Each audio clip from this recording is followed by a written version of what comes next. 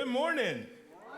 It's good to see you guys. Thanks for being here with us this morning. This is still, this next 2 weeks is kind of where everyone is trying to squeeze in those last few vacations or trying to a few days to get away. So I just want to commend you. Anyone who attends church in August, you are the most spiritual here. By far, you are the remnant of Heritage Church. So thank you. Now, if they come back next week, we'll just pretend like we didn't say any of this. But you are the one. So thanks for being here with us.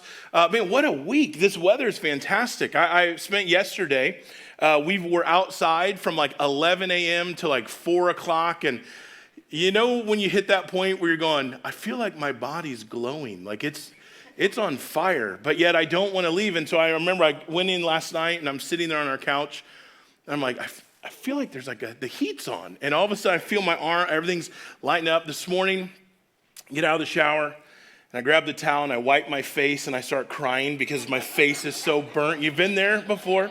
Yeah, so I sweat anyway, so I usually will dab it off. But if I start peeling away layers of skin, it's because of the burn that's been taking place. So, but it's been awesome. These last couple of days have been great weather. And then we wake up today, it's raining.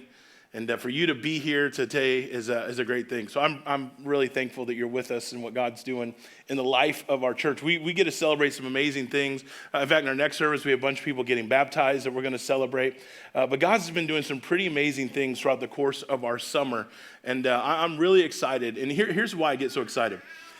We live in different rhythms in life. Right? We know that we're about to head into a season where fall picks back up, kids go back to school, we kind of start amping up our schedules, we start kind of reprioritizing what we do. And then usually in the summertime, we kind of sit and go, all right, that's our chance to kind of sit back and breathe and relax. We tend to move in these kinds of rhythms. But you know what I'm really excited about? Is God does not move in the same calendar rhythms that we do. God never stops moving forward in the lives of people. And we've seen that all throughout summer, that when we're kind of going, all right, it's summer, it's time to relax. Instead, we've seen God do some really cool things in the life of our church and the lives of our students. And man, I'm excited about what God is doing and where God is leading us as a church in these next few months as well. So thanks for being a part of it. Thanks for jumping in and being a part of what God's doing here at Heritage Church. Well, as Joel mentioned, we're continuing this series that we started at the beginning of our summer, and we're taking a look at the book of Proverbs. And if you're not really familiar with Proverbs is kind of a collection of life hacks. King Solomon, who is one of the wisest men who ever walked the face of the earth. In fact, the Bible says that God gave him a spiritual blessing through wisdom. He begins to write some of these lessons that he's experienced kind of divinely, that God's given him some insight to, but also through the experiences of his life. And he begins to write all of these things down, almost as a way of saying, hey, listen, I know a few things, and I've experienced a few things, and if I could give you a heads up, and I could somehow help you to avoid some of the mistakes that I have made, then wouldn't we be better for it? And so we've been taking some time throughout the summer to kind of look and to be inspired at the biblical wisdom that was found through God and learn how to apply it to our lives in the various arenas of our life. Because if you've been a part of this throughout the summer, you've probably heard us say a few different times, because when it kind of comes down to it, your life, my life, it's the sum of all of our decisions. In other words, you and I, we make decisions, and whether we like it or not, those decisions have a way of making us. We experience the consequences of our decisions. How many of you know we can experience the consequences of other people's decisions?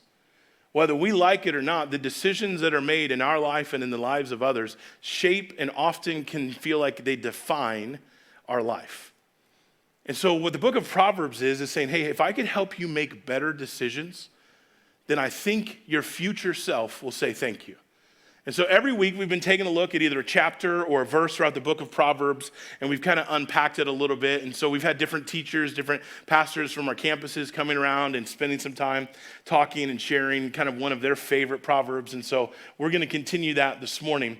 And so if you brought a Bible, I'm going to have you turn it in just a minute to Proverbs chapter 18. But here's what we're going to go today. We're going to talk about the power of our words. The power of our words. Now listen, This isn't going to be one of those great messages that you go, hey, you should listen to this because you're terrible, and I think you'd really get a lot out of it. This is honestly one of the most convicting things that I've written in a while for my own life, and I feel like I've been constantly feeling like I'm challenged and finding myself going before God, going, man, God, I totally messed this up. And I feel at times I'm going, oh, I feel terrible. And I thought, what better gift that I can give you than for you to feel terrible too? And so that's what we're going to talk about. We're going to let this in. Here's my prayer. My prayer is that no matter where you're at in this spiritual journey, that somehow God begins to convict you of the power of your words. That you will actually be able to see what Solomon says in Proverbs 18, that the tongue has the power of life and death. And so that's what we're actually going to spend some time. We're going to talk about this. There's been a lot of research done when it comes to words. And they say on average, the average human uses about 16,000 words a day. Some of you are like, I'm married to someone who skews that average, I'm pretty sure. Right? But about 16,000. Now, here's the deal. If you lived to be, say, 90 years old, you would have spoken, on average, over 525 billion words in your lifetime. Isn't that crazy? 525 billion words that you would have spoken. That's a lot of opportunity for your foot to go into your mouth. But it's also a lot of opportunity for you to encourage and to build up and to breathe life into others. Right? And so here's the thing. When we think about the power of our words, I want us to kind of think in this way. I was thinking about this concept and what it means to me and how often I maybe forget the power of words. And I started thinking about tattoos. Now, I would love if we could just take some time and each person come up and show their tattoos and explain the reasons behind it. I bet some of us would be like, you have a tattoo? Right? There's a lot of us. In fact, a lot of people have them. And they're beautiful. They're meaningful. There's all those things. In fact, I have a tattoo. And I realize that there's a lot of times that people can make tattoos and decisions on impulse. And so they make some pretty bad decisions with their tattoos. And so when I got this tattoo, mine, it says, this is the name of the Father, the Son, the Holy Spirit, amen, but it's written in Latin. Well, I don't speak Latin. So I wanted to make sure that whatever was getting tattooed on my arm really was what it said it was. Right? If you remember, there was a whole scandal years ago about those Chinese symbols that people were putting all over their body. And then they met someone who actually read Chinese and said, that doesn't mean what you think it means. Right? So I went to the Google over and over. I asked people who knew some Latin going, hey, can you just double check this? Because before I put it on my body, I want to make sure it is what it says that it is. And so a lot of us in this room, we got tattoos. We have staff that have tattoos, and they can be meaningful and beautiful, but you better be sure about what you're doing before you go through with it. Because as you know, there are a lot of impulse decisions we make, and I would say one of the biggest impulse decisions we shouldn't make is tattoos. Okay? I mean, that's a pretty big deal, right? Some people we know, they got a tattoo, it didn't work out well. Let me show you. In fact, here's a couple of my absolute favorite ones. There's an entire website, many websites that are dedicated to this. Tattoos that were made. This is one of my favorite. Never, don't give up. I love it. Never, don't give up. Right? You can imagine someone sitting there going, this is my life mantra, man. Like, I'm all about this. Never, don't give up. And then they show their friends, and they're like, yeah, I'd give up. I would if I were you. Right? Here's another one. This is one of my favorite ones here. You only life once. Yeah, YOLO, low-ish, sort of. But this may be the best one that I've ever seen. This is a picture of beloved Michael Jackson. Forever with us. He touched so many. Hey, no regrets, right? No regrets in life. Right? Here's the thing with tattoos. Even if someone goes through this painful experience now of having their tattoos removed, right? And even if maybe over time they got a long time ago and it just starts fading out over time, there's still evidence that it was there. Right? And so here's kind of what I want us to do this morning as we kind of think through this. This is how I want us to think about the power of our words. Right? Just because our words may not be tattooed on someone else's skin, here's what I want us to see. It doesn't mean that there's still not tattooed on our heart, tattooed on our soul. Growing up, my mom would say, your words are like toothpaste, because once it comes out, you can't put it back in, so choose them wisely. Right? We know this, don't we? And in fact, we've probably taught this to our kids, and we've heard this since we were little. We hear this phrase, sticks and stones may break my bones, but words will never hurt me, right? It wasn't until we got a little older that we wanted to go back and go, Mom, you were a liar. Because those words did matter. Those words did bring some hurt. They may have brought some joy at some point, but man, those words mattered for sure. They left some wounds. They left some serious impact, and there's still some words that are lingering on our heart and our soul as if they have been tattooed on our identity. Why? Well, Solomon would say it's because the tongue has the power of life and death. And here's what I know, if you're anything like me, some of us have lived a very large portion of our lives with words tattooed on our hearts. Right? Some of those words have been really powerful, and they've been really encouraging. In fact, it may have even given you confidence throughout your life that you've drawn on for years. Others, we have some words that have been spoken to us or about us, and it made us question even who we are. Maybe it made us question what we were good at or what we must be bad at. And because of the words that have been spoken in your life, there are some deep wounds that still cause some pain. You see, this is why King Solomon says, hey, listen, if I could give you some advice, some godly wisdom, he's like, here's what I tell you to remember. Proverbs chapter 18, verse 21. The tongue, right, the words you speak, they have the power of life, the power of death. Solomon's saying the words that you speak or the words that you hear, they have the power to bless or to curse. They have the power to tear up or to tear down, to build up, to tear down, to encourage, to destroy, to bring life, or to bring death. And here's the thing, 3,000 years later, this is still true. Right? Here's why. Godly wisdom always lasts. Godly wisdom, that's why you can build your life upon the truth of this word, and it will help you no matter what season you're in for the rest of your life. No matter how old you are, no matter how young you are, this is a true and trustworthy foundation for you to build your life upon because godly wisdom lasts. See, the reality is for all of us, so often we are a product of the words that are spoken over our life. Right? So much of who I am today results from the words that have been spoken in my life.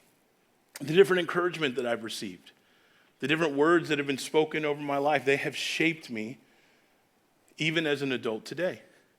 And I recognize this. And honestly, I'm really, truly grateful for those things. And so now I'm trying to speak life over my kids.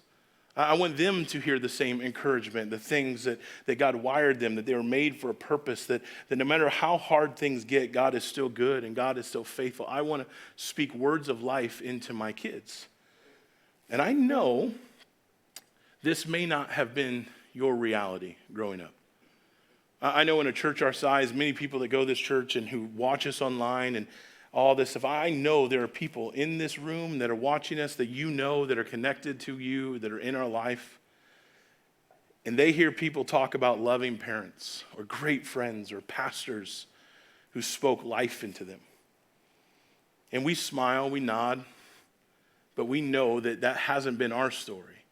And honestly, if we're being transparent, there's times where we feel like we missed out, that we didn't get to experience that like they did when they were growing up.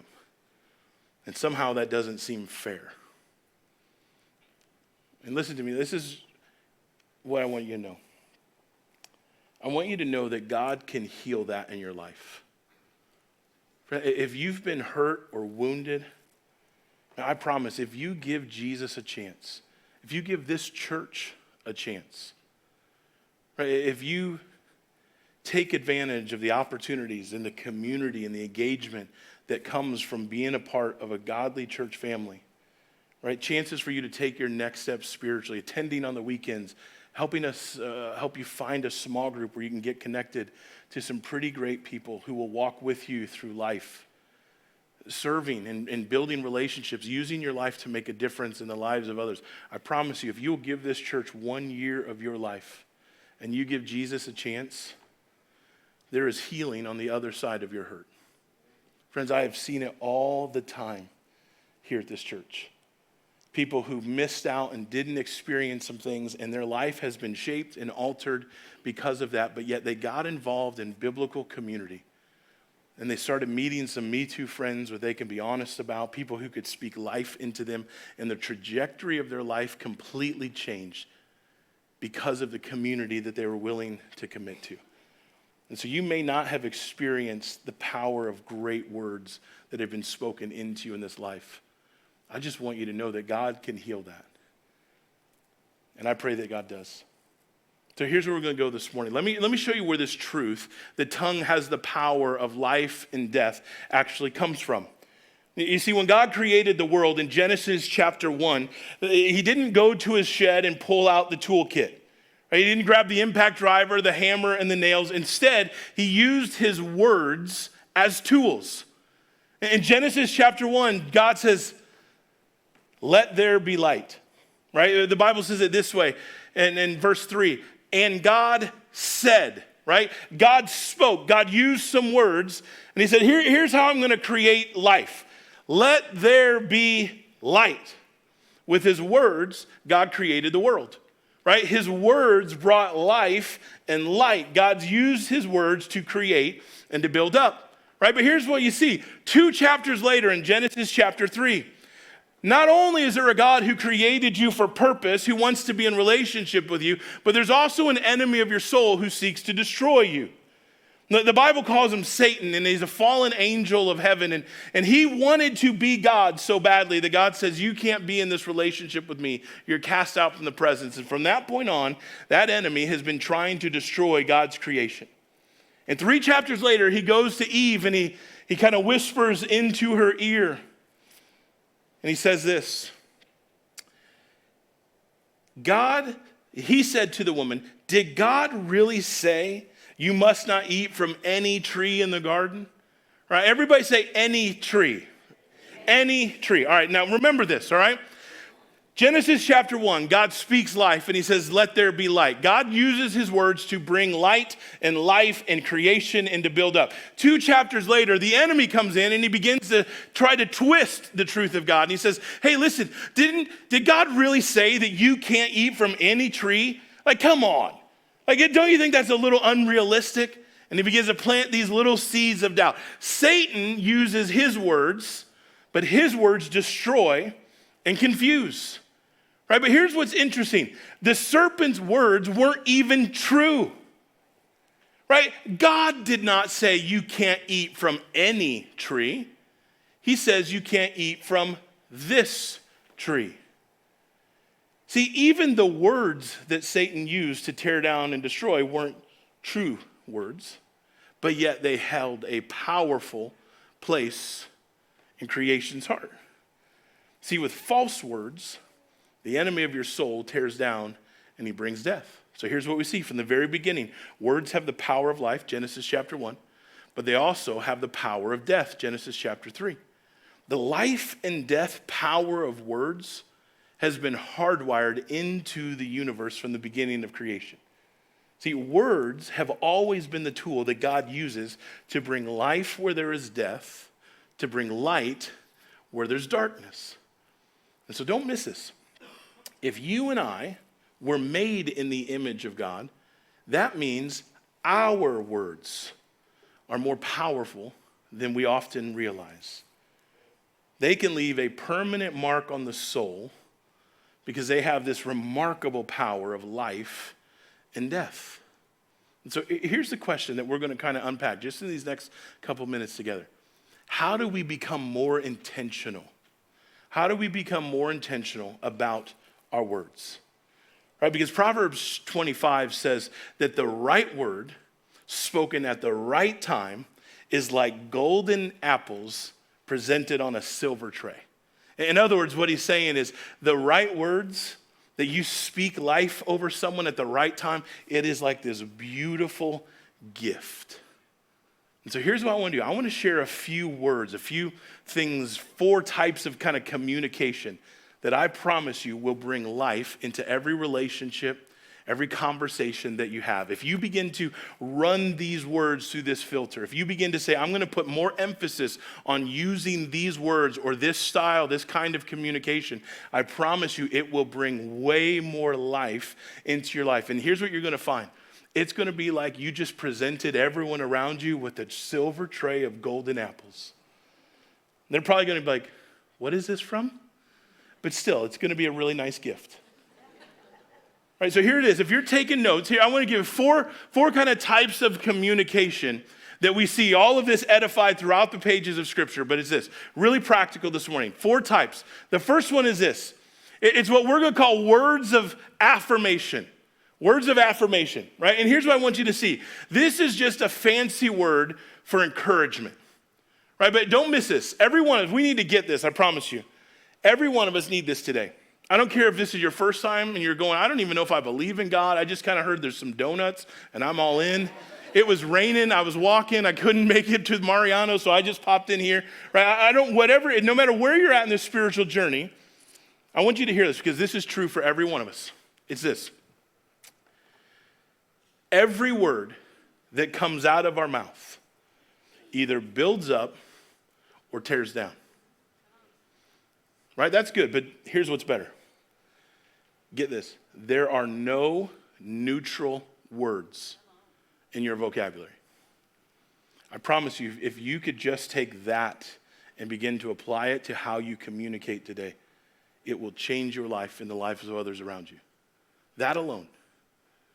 There are no neutral words in our vocabulary. Ephesians chapter 4 says this. It says, don't let any unwholesome talk come out of your mouths, but only what is helpful for building others up, according to their needs, that it may benefit from those who listen. Now listen, there are a lot of convicting verses in the Bible, but I got to tell you, this is a big one for me. Because what they're doing is the bar is being set here, and it's a high bar. Right? The challenge is kind of being thrown down, saying, hey, listen, before you speak, before a word comes out of your mouth, I want you to run it through this filter.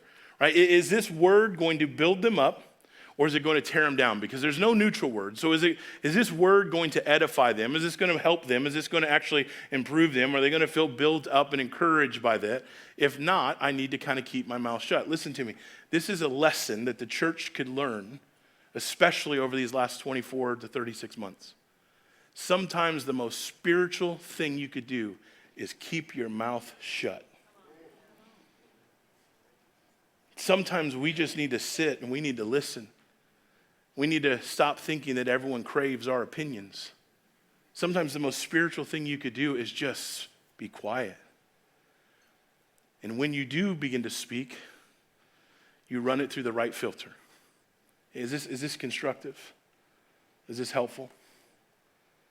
Right? And here's why the bar is set. Because you and I will set our own bars, won't we? I would sit and go, hey, listen, my opinion is helpful. I think when I type this on Facebook, they're all going to applaud and cheer. I think there's going to be a lot of people who disagree with me who go, you know what? I was wrong. You were right. Thank you for pointing out my flaws. Right? I'll set that bar. No, he says, hey, listen, don't let a single word come out of your mouth unless you run it through this filter. If it isn't designed to build someone else up, he's like, it's just not worth speaking. Man, that is a high bar that is set. And this bar convicts me all the time. But this is where we start to understand this is a pretty important thing that as we go, because as impossible as this may seem, can you imagine the difference it would make in this world if we as followers of Christ said, hey, this is going to be the standard that we're going to use before we open our mouth again? I'm telling you, this alone would set Christians apart. And you know what might just happen? The world around us might know that we're his disciples because of the love that we show and the words that we speak. Growing up, my mama would say, if you don't have anything nice to say, don't say anything at all. Right? But here's what I want. Here's something that's equally as powerful. If you have something nice to say it. If you have something nice to say it. Don't just think it, but say it. Right? Your thoughts doesn't do anyone any good for you to sit back and say, man, I think some really good things all the time. Right? Can you imagine if all we did was said, hey, listen, here's what I think all the time. I am so thankful for my husband for the way that he cares for me, but I've never told him that.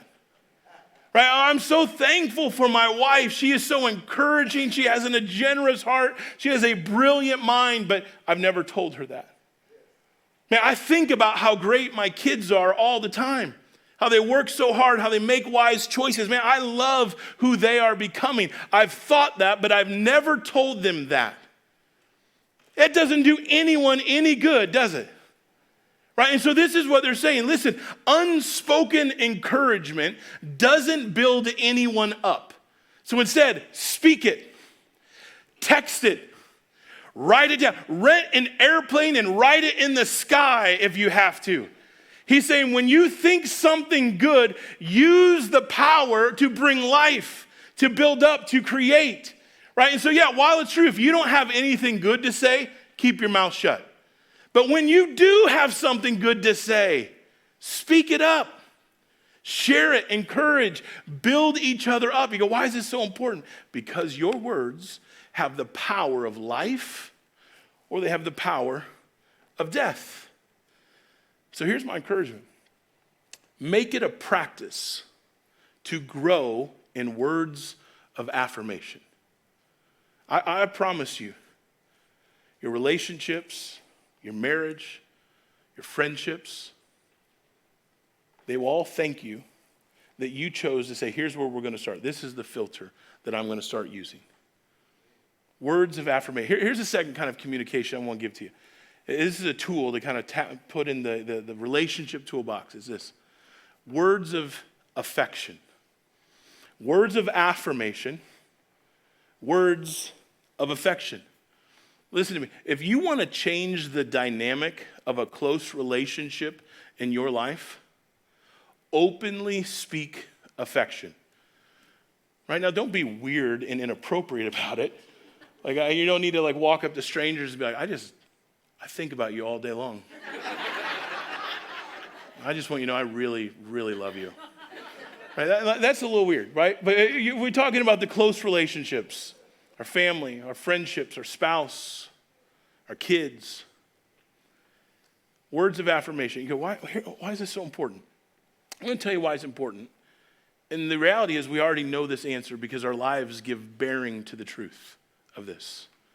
So much of our adult life, our decisions, our pursuits is a result of what we received or didn't receive growing up. So much of our life, the choices that we make, the pursuits that we indulge in, is a result of what we received or didn't receive.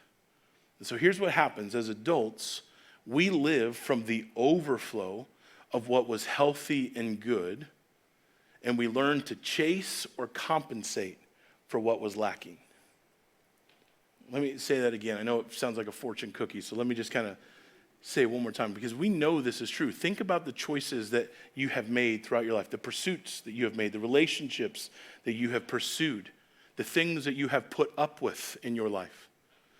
It is all as a result of this, that as adults, we have a tendency to live out of the overflow of what was healthy and good that we experienced in the foundation of our life. But we learn to compensate or to chase for what was lacking. So we didn't feel encouragement. We didn't feel pursued. Nobody ever sat and told us those things. So as we got a little bit older, we went out and tried to figure it out ourselves. We tried to find that person who didn't give us what we needed when we were growing up. And sometimes it may come at the expense of a really unhealthy place or a toxic relationship or just some bad decisions. We want so badly to feel like we fit in. that we make some choices. Because somewhere along the line, nobody told us, hey, listen, you were created in the image of God. You are perfect just the way you are. I know it's hard right now. I know it's weird trying to run and find friends that think and believe like you. But listen to me, it's worth it. Make some decisions now that your future self will say thank you. Nobody told us that. And so because of that, we chase some things. And we have to live with the consequence of those decisions. Well, what do you mean? Well, you make decisions, and those decisions make you. That is the reality of life, and none of us get to escape it. We may think that we postpone consequences, but that's all it is. We have postponed a consequence. We haven't escaped it. And so here's what I want us to see, because it's the same with our words. Words have the power to give life, especially expressed words of affection. I've experienced countless amounts of conversations with people over the years where they sit and go, hey, listen, man, I have been told throughout my life words of affection. And I'm telling you, it has helped me have a foundation of confidence as I've become an adult. And I have also met with countless other people who said, man, I've gone most of my entire life, my adult life, and I've never been told I love you. I was never told that you mattered. I was never told that my dad was proud of me, that my parents were proud of me. I never heard any of that growing up. You see, those kinds of words breathe life into us. Right? This was God's heart for us from the very beginning. I love what the prophet Jeremiah says. Right? He's speaking on behalf of God. He says, hey, this is God saying, if I could just tell you something, I just want you to know this. Because you may not experience all the time. You may not hear it from others. But I want you to know this. This is my heart and my heart for you as creation. Look what he says. He says, I, God, I just want you to know I have loved you with an everlasting love. Right? Those words, that love is the foundation of our soul. And my guess is there's some of us that are here today that need to hear this. That you may not have felt loved by someone else.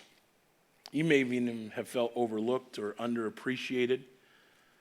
You may have wanted to hear different words of affection from your parents or your spouse, maybe even your friends. But man, I just want you to know this. You are loved with an everlasting love by the God of the universe. And Romans chapter 8 tells us that neither life nor death, nor angels or demons, present or the future, height or depth, anything else in the world will be able to separate you from the love of God that is in Christ Jesus. Friends, listen, you are loved with an everlasting love. And so as you begin to speak words of affirmation, words of affection, it brings life into every person around you.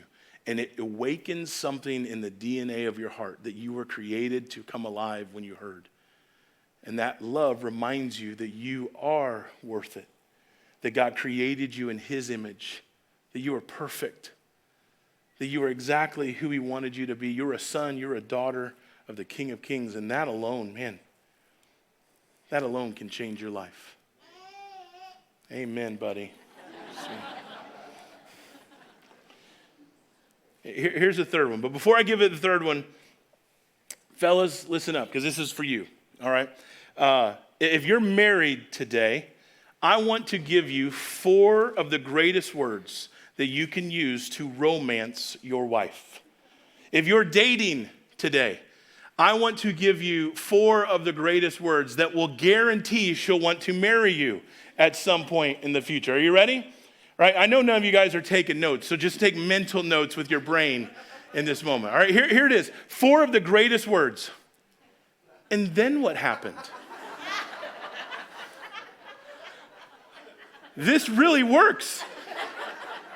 I'm not even kidding. How many ladies go, whoo, boy, he's really touching on something important. I hope he's listening to this, right? 4 of the greatest words that can fuel the romance in your life. Oh, and then what happened, right? I'm telling you, this works. My wife, Amy, is always shocked. She's always surprised, and there's this little sparkle that begins to appear in her eye when I ask her for more information than she was prepared to give me.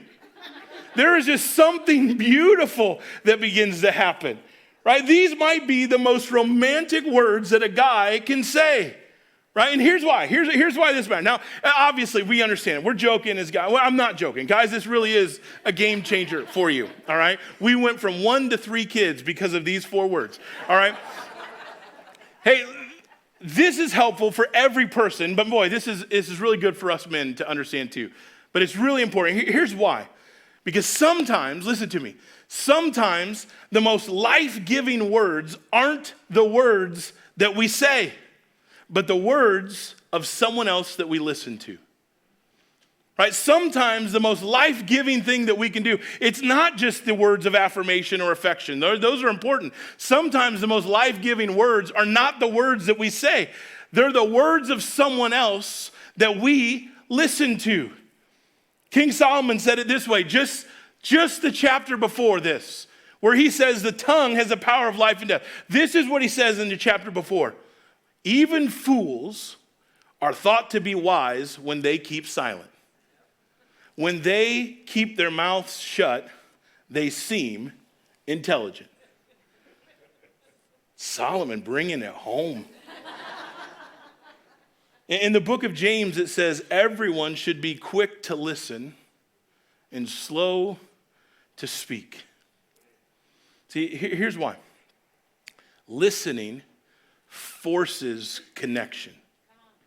Right? It's pretty easy to be the first one to speak. It's pretty easy to assume that your opinion is craved by everyone else.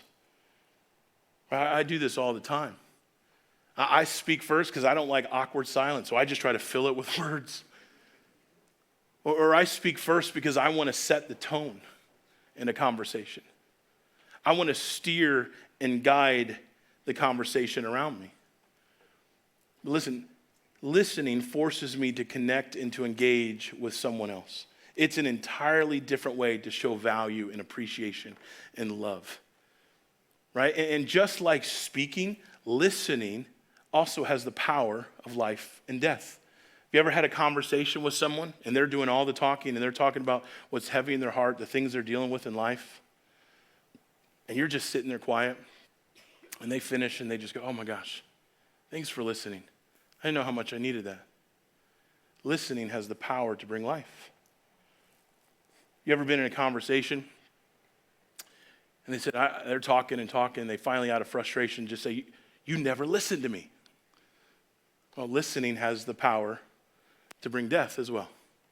It's an incredible tool that God gives you, and it costs you nothing to be able to bring connection and relationships. It's a way that you get to step in to those things. And so if you want to connect more with your spouse or with your kids, with your friendships, listen and ask, then what happened? Over and over and over again. Hold back your opinions, hold back your feedback. How many of you know you've been in conversations, don't point them out, but you're talking to someone who's already figuring out their response. You can tell it before you're even done with a sentence.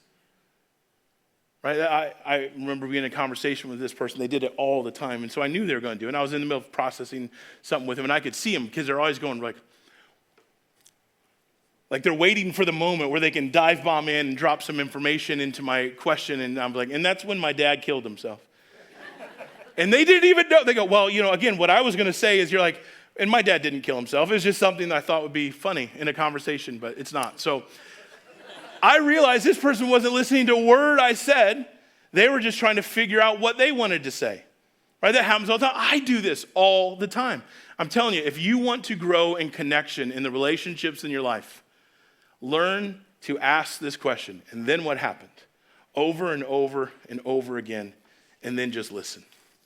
All right, here's the last one. All right, some of you might be going, yeah, words of affirmation, affection, right? Those are great. Those are lovey-dovey. But man, I'm dealing with some pretty serious things. So how do I confront some stuff in my life? Because there's some things that are happening that I need to speak to, and we can't just pretend like everything's great. Like I'm telling you, I wish I was in a position to where all I would do is speak words that brought life. I just feel like we're always dealing with some stuff, and since we never talk about it, I don't know how to process it, and it comes out in really unhealthy ways. So here's the last one I would just give you. It's straight out of the scriptures. The kind of communication that we need to begin to build into the rhythms of our life, and it's this: speak truth in love. Speak truth in love. Let me tell you this. Any couple that you've ever talked to in life who goes, I don't know, we just don't fight. I don't know what it is. They're lying. And they may not fight externally with each other, but internally they're having some serious dialogues. Right? Because here's the thing. Any relationship of value and substance has to talk about what's wrong, what's broken, what's not working. We have to talk about wounds or hurts that come up as a result of relationships. Here's the thing. We just have to learn to not say it in a way that intimidates or damages the other person. Having conflict, having hard conversations is a part of every good and healthy relationship. What makes it such a damaging thing is when we communicate that truth in an intimidating or damaging way to the other person. Right? Think about the last argument you've had. Maybe it's been a while ago. Maybe it was just in the car on the way here, and you're arguing before you even get into the parking lot. This happened to my family all the time. That's why we drive separate cars. So we don't have to worry about this, right? Maybe think about the last argument that you had with your spouse. How was the volume of your conversation? Well, you don't get it. I'm Italian. Who cares? Right? What was the volume like in which you talked about? What was that like for you? What words did you use to make sure that you were being heard and that they felt your frustration or your hurt or your pain or your anger? Think about what those are. What verbal missiles did you launch in the midst of that conversation? Because I'm just here to tell you, in all of my years of connecting and counseling with families and couples, there has not been a single moment when someone said, you know what really changed me? It was at the height of our argument when he threw that really personal hand grenade towards my character. And I thought, you know what? You're absolutely right. I am going to change my ways because of that verbal missile that you launched directly into my soul. Right? The truth is, every relationship that has value will need to navigate hard moments and conversations. So we have to learn to fight better, to speak the truth in love, or it's going to always make for very difficult journeys in relationships. And sometimes we just think, listen, if I don't talk about it, it'll fix itself. I treat the check engine light in my car this way. If I just don't address it, I think it will go away eventually.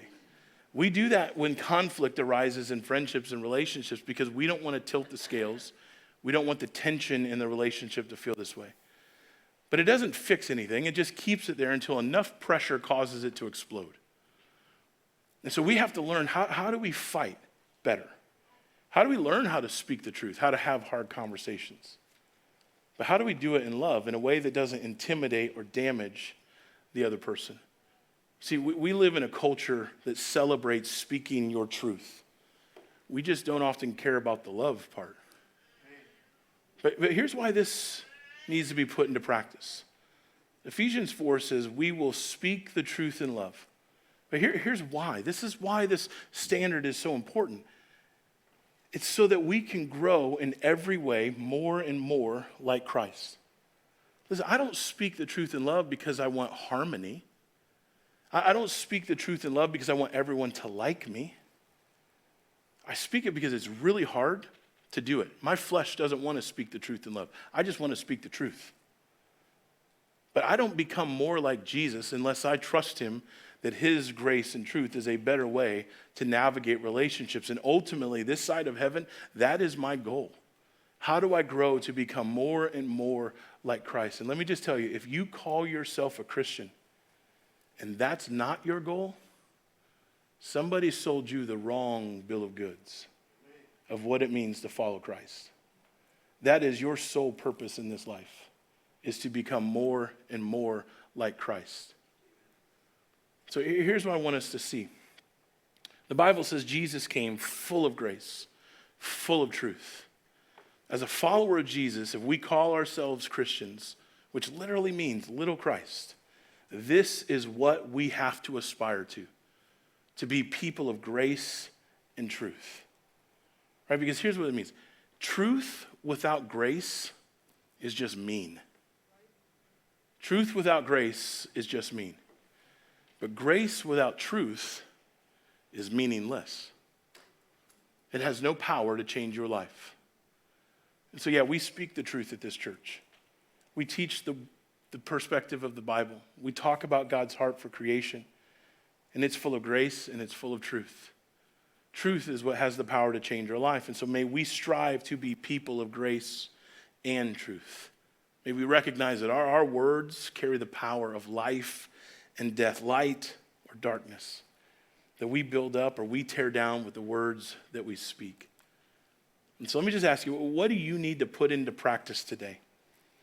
You need to grow in maybe some words of affirmation. If you're going, yeah, I need to get better at that. Maybe it's words of affection. Maybe it's taking the things you think and actually speaking them to others. Maybe it's growing in the art of listening a little bit more.